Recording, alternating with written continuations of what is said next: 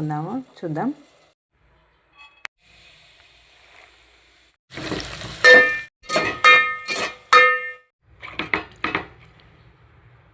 కొంచెం అల్లం వెల్లిగడ్డ పేస్ట్ వేసి మరి కొద్దిసేపు ఉడకనిద్దాం.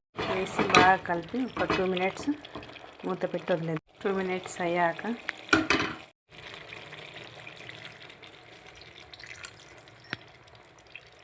తగినన్ని కొన్ని వాటర్ పోద్దాం.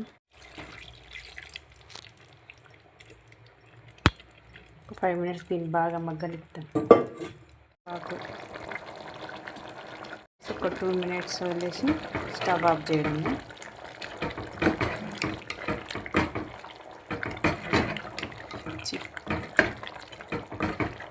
కొబ్బరి పాల చికెన్.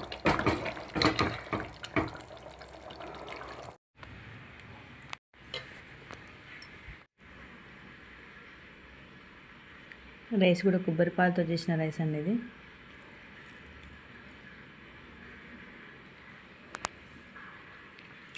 బాగుంది.